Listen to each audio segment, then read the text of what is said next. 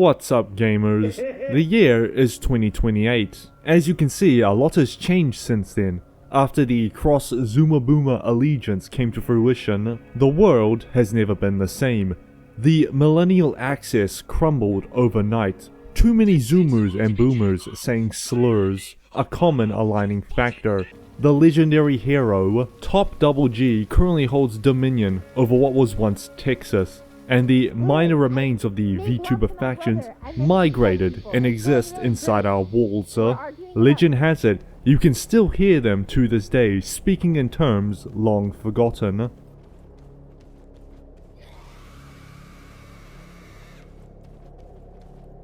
While the African man and Anglo-Saxon still have time to cite statistics, and we're about to suffer the 8G towers becoming active, Bleak Faith is not a game you could describe.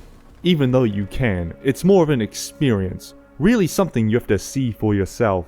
Created by 3 guys, Bleak Faith Forsaken is an action RPG where you play as a tin can defeating other tin cans so your tin can can be stronger than everyone else, with some very inspired, based, creatively aspired, architecturally replicated, narratively imitated, Souls-like design. The story reflects this, as I was wandering about only for Skull Knight to appear and tell me there's a giant sandworm somewhere.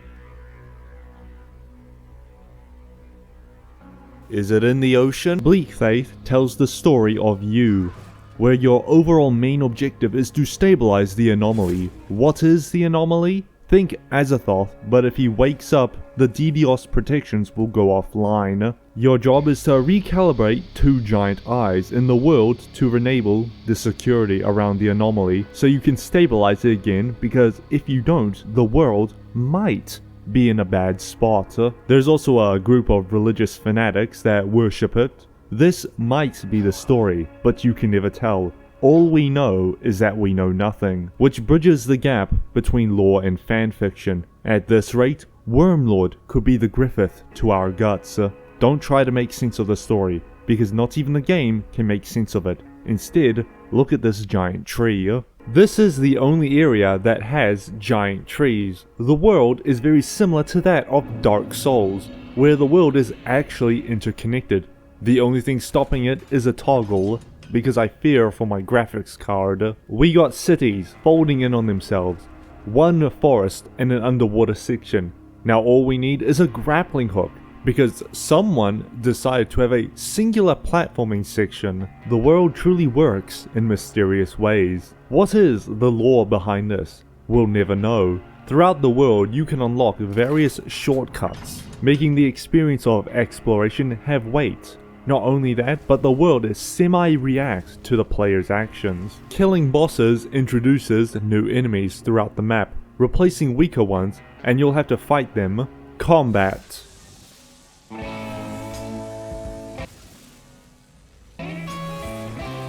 It is there.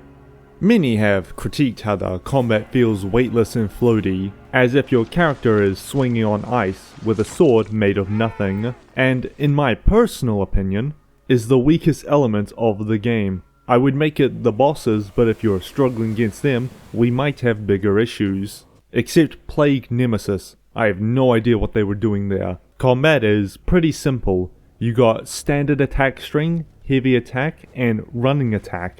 Interesting is that every attack you perform can be cancelled, so you can attack an enemy, trigger a single attack frame from your weapon, then roll. Many have theorized why the combat sucks ass. Why?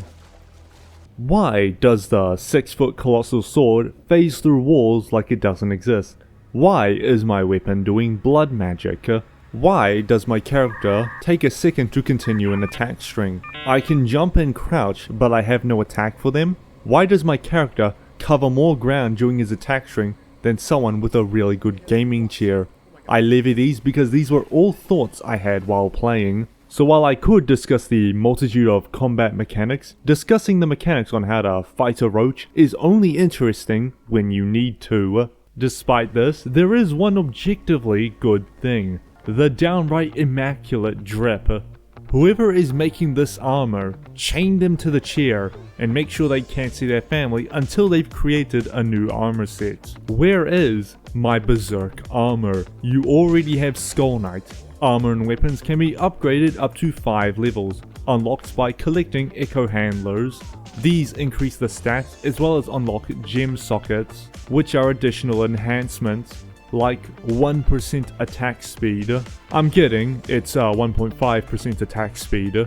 Gems are both craftable and loot acquired from enemies. Damage, resistance, application, crit damage, crit rate. Please do not speak into crit unless you're running agility, or you will unlock a core memory. Just today I remembered that the Hero Recon Team figurine I got when I was 8 had an exclusive gradient chestplate. This is the one thing I lost. Character building has 3 components: levels, perks, and abilities. Levels are acquired by discovering loot and killing enemies. And bosses. You can invest into one of 4 criteria: strength, agility, intelligence, and constitution. Strength increases your damage and carry weight. Constitution gives more health and stagger resistance. Intelligence gives more mana and technomancy damage boost. And agility is for everything else.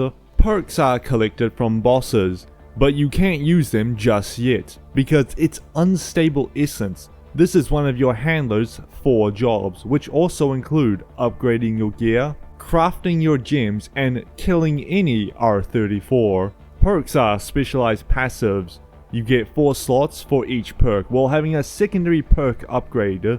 Take Vampirism for example. You would spend a perk to equip Vampirism, then another perk to gain a secondary effect. And abilities.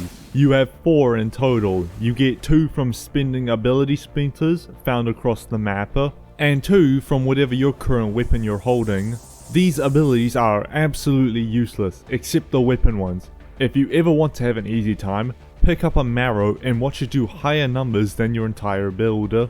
Some other abilities include Fire Breath, Invisibility, Power Armor, and turning Powerade into Kool-Aid, and Rings and Potions. Potions are absolutely broken. Would you like to double your stamina regen? No? How about double your health? How about increase your sharp penetration by 60%? Throughout the map, you can find various rings and amulets. These can provide stat boosts and passives, and that's all that's worth saying. Much like the quest, and by quest, I mean the 5 or so NPCs that say a single paragraph. Holding F opens an alternate tab with special tools, including a knife for giants, a scanner to detect frequencies, which are lore tidbits, an unscrew yourself button, and a deployable bonfire. You will have better odds getting to a relationship with your favorite Discord kitten ego gone VTuber than getting this thing to spawn. Weapons and armor have individual attacks and defense types: blunt, sharp, and bubonic plague.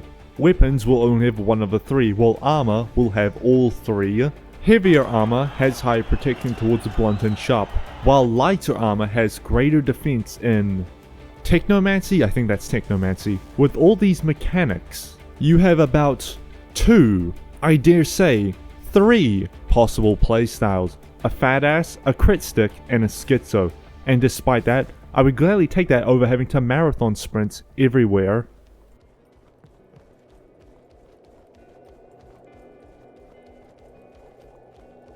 Why? After much thought, I figured out how to fix this. We need a grappling hook. Would it break the game? Of course it would, but I'd rather the game be fun and broken than just broken. Let me swing around this map. Let me be the man whom is in Paris, throwing bombs at the poor until I underestimate the length of my rope, crashing into a black Mercedes Benz. My bad, Queen. Still not as bad as the unkillable invisible boss that is completely broken, until I realized that apparently it's completely fine on the experimental version. This game is held together by wet tape and a dream that you can't make fun of unless you can memorize where all the cool and meaningful loot is stored into your Octo 6 tower brain. Most of it is gunk, junk, and trash, which would be fine if the map didn't make its core feature endurance sprinting, climbed all the way up to a secluded spot to find something cool, but you didn't? You scallywag, you didn't think about the anticipation, the wonder, a new perspective of life, and that perspective should have been knowing better than to look. Edited version 2. Despite all the game issues, I still like it. More so, I like looking at it. Overall, get it on a sale at least. And even today, they are still adding new content. Just recently, they added a brand new boss. Don't fight it, you'll get insta-killed. Even at armor level 5 from some attacks. I give this game a needs a grappling hook out of 10. As assured, the sweatshop never stops production. Subscribble so I can get paid. You'll have a heart of gold that holds no soul. And enjoy your next video. Oh yeah, there's a Bloodborne dash.